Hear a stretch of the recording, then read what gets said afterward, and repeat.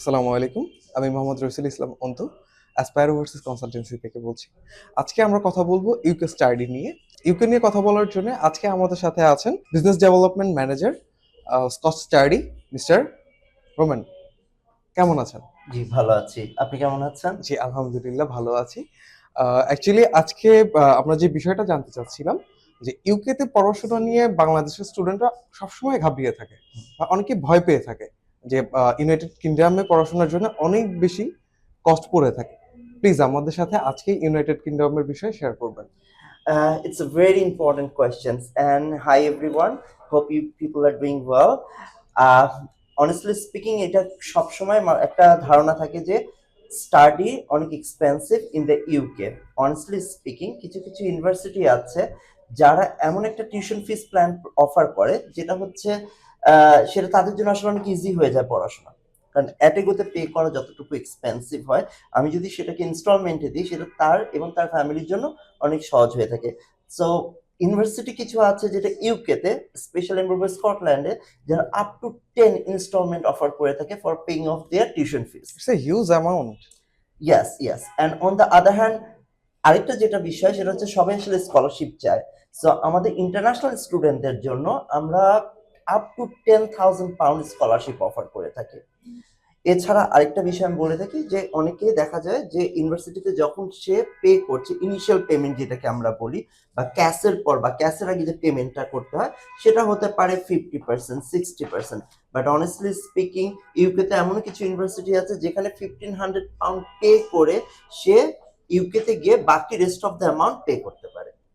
R you serious? Yes, I am serious and I am telling you the truth. ইউকেতে অনেক university আছে যারা আসলে স্টুডেন্টদেরকে চায়। এটা সত্যি কথা যে সব প্রভিন্সে চাবে না, কিন্তু কিছু কিছু প্রভিন্স আছে যেখানে আসলে we need people, skill people, সেই রকম কিছু প্রভিন্সে চায়। তার মধ্যে একটা জিনিস আমি আপনাকে জানিয়ে রাখি যে স্কটল্যান্ড এমন একটা জায়গা যেটা হচ্ছিল, অনেকে হয়তো বা ভাবে যে স্কটল্যান্ড একটা ডিফারেন্ট কোনো জায়গা বা ডিফারেন্ট ভাবে অ্যাপ্লাই করতে হয়। Different country, that is true, but that is under what, United Kingdom. ইউকের 4টে প্রদেশ আছে, 4টা দেশ মিলে কিন্তু ইউনাইটেড কিংডম, তার মধ্যে Scotland one of them. That's exciting. So mister Roman, আমাকে কাইন্ডলি আরেকটু জানাবেন আমাদের অডিয়েন্সের সুবিধার্থে যে এখানে আর কোনো অ্যাকোমোডেশনস আছে কিনা।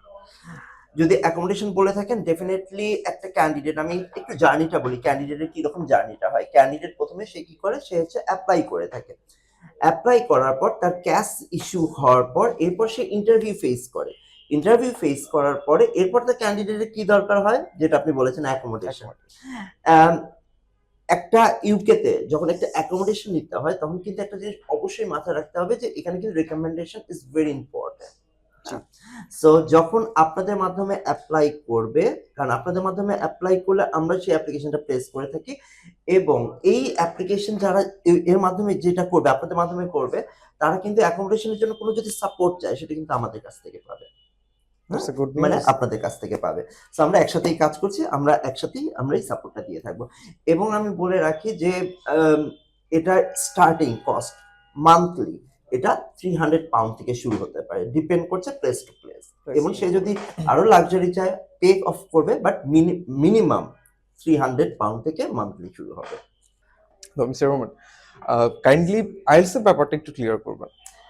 আইএলটিএস এর ক্ষেত্রে it's a very common thing for every universities. যদি আন্ডার গ্র্যাড হয়ে থাকে তার অবশ্যই 6 নট লেস দেন 5.5, আর যদি মাস্টার্স হয়ে থাকে 6.5 নট লেস দেন 6। বাট কিছু কিছু ক্ষেত্রে মাস্টার্সে কিন্তু 6, 5.5 একসেপ্টেবল। সেক্ষেত্রে ক্যান্ডিডেটকে কি করতে হবে, ক্যান্ডিডেটকে অ্যাসপায়ারে আসতে হবে, আপনাদের সাথে কনসাল্ট করতে হবে। কনসাল্ট করার পর আপনারাই আসলে অ্যাডভাইস করে দেবেন, because of you people are very skilled about this things. আপনারাই তাকে বলে দিবেন যে তার সে অ্যাপ্লাই করতে পারবে কি পারবে না। এরপর আসি শুধু আইএলটিএস কিনা, নো, আইএলটিএস ছাড়াও পিটিই, ইএলএলটি, আরো কিছু কিছু ইংলিশ প্রফিসিয়েন্সি টেস্ট আছে যেটা ক্যান্ডিডেট কিন্তু দিয়ে যেতে পারে। তো সেই ক্ষেত্রে আমি আবারও একই কথাই বলতে হবে যে আপনাদের কাছে আসতে হবে, so that you can give the advice to them, so that they can actually take the proper path. English medium student যারা আছেন তাদের ক্ষেত্রেও কি আইএলটিএস প্রযোজ্য? It's a very good question. English medium স্টুডেন্টের ক্ষেত্রে কিছু কিছু ইউনিভার্সিটি আছে, তাদের ক্ষেত্রে কিন্তু আইএলটিএস বা ইংলিশ প্রফিসিয়েন্সি টেস্টের কোনোই দরকার নেই। এটার পিছনে কারণ হচ্ছে, যদি ক্যান্ডিডেট মিনিমাম সি স্কোর করে, সি গ্রেড এনশিওর করে অন দেয়ার ও লেভেলস, দেন একটা এক্সামিশন থাকে। কিন্তু অবশ্যই সেই ক্যান্ডিডেটকে আগে জানতে হবে সেই ইউনিভার্সিটি সেটাকে একসেপ্ট করছে কিনা। ম্যাক্সিমাম ইউনিভার্সিটি একসেপ্ট করে থাকে, তারপরেও আমি ক্যান্ডিডেটকে বলবো ক্যান্ডিডেট ইউনিভার্সিটির ওয়েবসাইটে যেতে পারে, আপনাদের সাথে অ্যাডভাইস নিতে পারে। সবচেয়ে বেশি ভালো হবে যে আপনাদের কাছ থেকে অ্যাডভাইস নেয়, কারণ আপনাদের কাছে সব ইনফরমেশন হ্যান্ডি থাকে। জি, then what about the career pathway?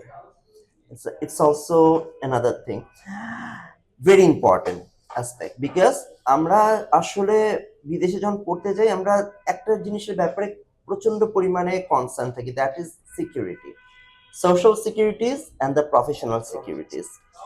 ইউকের বেশিরভাগ জায়গায় কিন্তু সোশ্যালি ভেরি সিকিউর। তার মধ্যে আমি স্কটল্যান্ডকে বারবার বলছি এই কারণে, Scotland one of the safest country in the world. Second, career pathway. আমাদের একটা ইউনিটি আছে যেটাকে বলা হয় স্কট ইউনিটি। আমাদের অবজেক্টিভ হচ্ছে যখন একটা ক্যান্ডিডেট যাচ্ছে তার সকল প্রকার সাপোর্ট দেওয়া, তার অ্যাকোমোডেশন থেকে শুরু করে তার কেরিয়ার প্যাথওয়ে পর্যন্ত।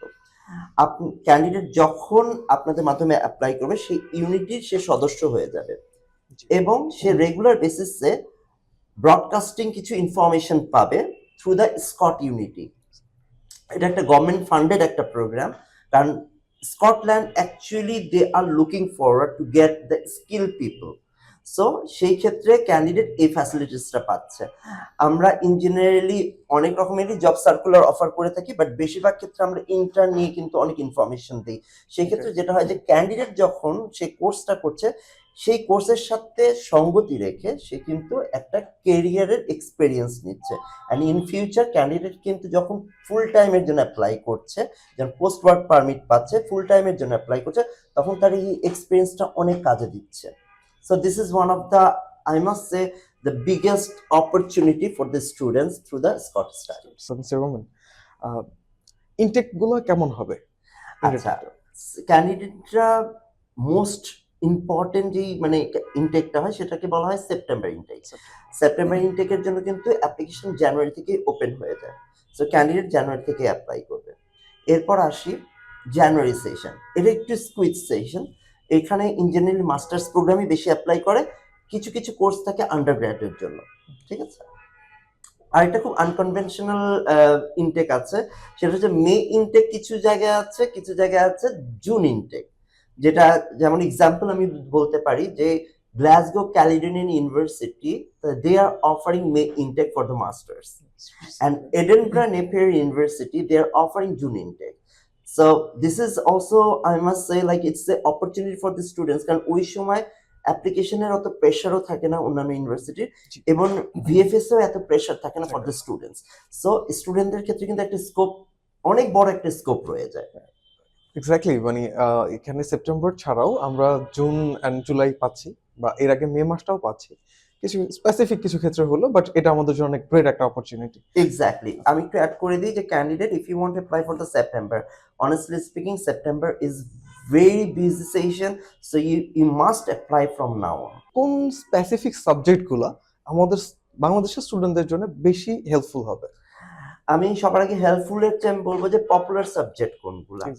আমাদের পপুলার সাবজেক্ট যেটা হচ্ছে ডেফিনেটলি আইটি, কোনো কারণবশত আর্টিফিশিয়াল ইন্টেলিজেন্সি এবং আইটি ওরিয়েন্টেড কিছু কোর্স থাকে, এগুলো খুবই পপুলার। বিজনেস নিয়ে আসলে there is no questions, because most of the students wants to apply for the business schools. তার মধ্যে international relationship and international business, এটা কিন্তু খুব ইম্পর্টেন্ট। হ্যাঁ, এটা আছে। ফিনটেক আছে, ইসলামিক ফাইন্যান্স, যেটা কিছু কিছু ইউনিভার্সিটি অফার করে, এবং এটা খুবই পপুলার, খুব ইজিলি কিন্তু একসেপ্ট হয়ে যায়, কারণ এগুলো একটু নতুন concept, they have just started this. হ্যাঁ, এরপর আরেকটা যেটা বলি, যদি আমি কেরিয়ার অপরচুনিটির থেকে বলি, সেক্ষেত্রে হচ্ছে মেডিকেলের কিছু সাবজেক্ট আছে, পাবলিক হেলথ, এছাড়া বায়োটেকনোলজি, এইসব সাবজেক্টগুলো কিন্তু খুব পপুলার। বাট আরেকটা জিনিস একটু মানে মেনশন করতে চাই, যারা মেডিকেলে পড়তে চান, আপনাকে অবশ্যই এনশিওর করতে হবে আপনার আইএলটিএস স্কোরটা যাতে একটু ভালো থাকে, মিনিমাম 6.5, নট লেস দেন 6, এটা অবশ্যই এনশিওর করতে হবে। কিছু কিছু ইউনিভার্সিটির ক্ষেত্রে আরো বেশি রিকোয়ারমেন্ট থাকে ইনিশিয়াল রিকোয়ারমেন্টের ক্ষেত্রে। ধন্যবাদ। এখনই যোগাযোগ করুন অ্যাসপায়ারের সাথে, আমরা আপনাদের A to Z solution provide করব।